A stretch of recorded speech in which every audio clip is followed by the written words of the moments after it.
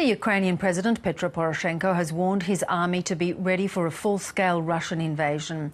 The warning follows one of the worst outbreaks of violence since a truce was agreed in February. Russia denies it's behind the violence, but it has thrown the spotlight on the G7 meeting in Germany this weekend, where the Ukrainian crisis will be on the agenda. Here's Bill Bainbridge. Pro-Russian rebels dig in at their base just hundreds of metres from Ukrainian forces. We pushed them as far as we could, then we held our positions, then we retreated to our positions. There was a violent fight, a heavy fight from 5 a.m. to 5 p.m. At least 26 people were killed and dozens wounded in the fierce battle on the outskirts of the Russian-backed separatist stronghold of Donetsk. The separatists are being treated at the local hospital. The Ukrainians accuse them of breaching the ceasefire. Yesterday, terrorists brutally, and I want to emphasise the word brutally, broke the Minsk agreement. They have violated it and consciously started provocations in which many terrorists were taking part. They used tanks and heavy artillery, which is forbidden according to the Minsk agreement, and must have been stored at a safe distance long before the Minsk agreement was put in place. But back on the front line, these fighters, who say they're volunteers from southern Russia, claim they were attacked and need a clear battle plan to fight on. The ceasefire has already been violated because they're shelling us and we can't just sit here in trenches. I think we can only go forward, forward and forward. Russia denies backing the rebels, but the G7 summit, starting in Germany on Sunday, is likely to extend European Union sanctions against Russia. Today I will have a phone conversation with Barack Obama for the coordination before the G7 meeting, and phone conversation with the German Chancellor, Angela Merkel, just before the G7 meeting. And I'm completely satisfied with the level of the coordination between Ukraine and G7 countries. The United Nations says more than 6,400 people have been killed in the conflict so far.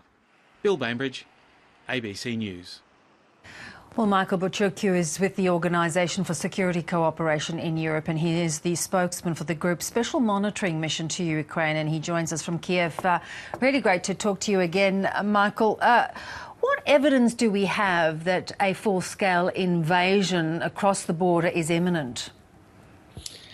Good to be with you again, Beverly. Well, we're not talking about an invasion, of course, in any of our reports. What we're talking about are flare-ups, like the one we saw the other day near Donetsk, Mariupka.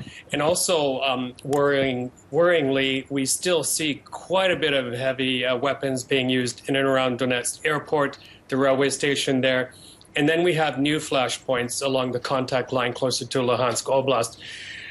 At the same time, Beverly, I must underline that the diplomatic track is still very much on its way and trying to produce results. For example, in a couple of hours from now, our Deputy Chief Monitor will be speaking to the UN Security Council, giving an update on developments on the ground. We have the G7 coming up, and then, of course, there's the Normandy format meetings next week, and then Minsk talks. So a lot of diplomatic activity, and that big intent, of course, is to get that ceasefire back on track and pull back of heavy weaponry. Indeed. Poroshenko, of course, is saying that there's a heavy presence, though, in the east of Ukraine. Have Russian soldiers been sighted? Well, last week we did report on the sighting of 4 uniformed individuals, and they did, in fact, have Russian armed forces insignia on them. There was also a vehicle there with Russian plates. But we from time to time do report, I think I've even reported on this program, on the presence of unmarked military convoys pulling heavy weaponry. What's happening right now, actually, it's difficult to connect the dots, but we are seeing a buildup of heavy weaponry on both sides. Both sides are very much in a posture where they shouldn't be. Right now, so many months after the February Minsk Accords, we should have seen already not only that ceasefire very much in place, but also pullback of heavy weaponry, return of individuals from the foreign countries they came from, holding of local elections, that sort of thing. And if you do try and attempt to join those dots, what do you make of it? Well, it's a very worrying situation in the fact that the military track is still very much being pursued, not only the diplomatic track. And also, you know, the dots unfortunately include civilians, and the humanitarian situation right now is in a very, very bad shape. Well over 6,000 killed, well over 10,000 injured, and don't forget, more than 2 million people displaced throughout Ukrainian and neighboring countries. Also, Beverly, very quickly, the mission is reporting this week on severe water shortages caused by damage from shelling. For example, today we were just informed that the big city of Luhansk is without water, many areas too. So as these hot summer months are now here, it's going to make it very difficult on people. Yeah, so difficult. We've seen those terrible images coming out, and so hard for people to get on with life, really, as this constant threat moves around them. Mm-hmm. Well, it's very tough. In today's report, for example, you'll see that, yet again, we visited a hospital, many of which, by the way, have been shelled. No medicines, surgeries are no longer being performed. And then the other kind of complication for people in the rebel-held areas is that the Ukrainian government some months ago imposed a very restrictive permit system.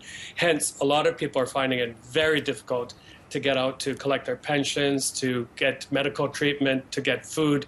Also, the governor of Luhansk has recently imposed his own restrictions on movement of cargo on people, so that's exacerbated the problem even further. Michael, thanks very much for joining us. My pleasure.